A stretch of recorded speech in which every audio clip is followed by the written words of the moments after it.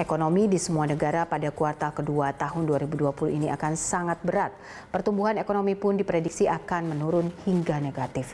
Hal ini disampaikan Presiden saat menerima para purnawirawan TNI dan Polri di Istana Kepresidenan Bogor pada Jumat 19 Juni 2020. Presiden Joko Widodo mengatakan pandemi virus corona telah memberikan dampak signifikan kepada 215 negara di dunia, termasuk Indonesia.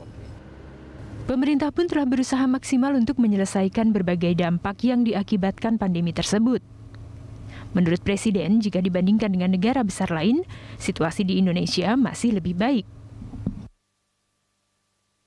Di samping urusan kesehatan, pandemi juga berdampak pada urusan sosial dan ekonomi. Menurut Jokowi, kondisi ekonomi di semua negara pada kuartal kedua tahun 2020 ini akan sangat berat.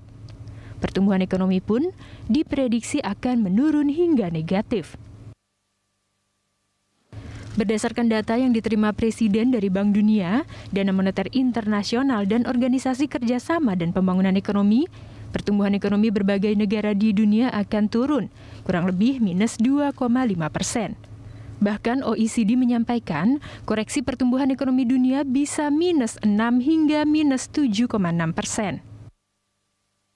Bank Dunia menyampaikan bahwa di negara-negara G20 yang ekonominya tumbuh positif hanya 3 negara, yaitu Tiongkok yang tumbuh 1,9%, India 1,2%, dan Indonesia 0,5%. Tim Liputan, Berita 1.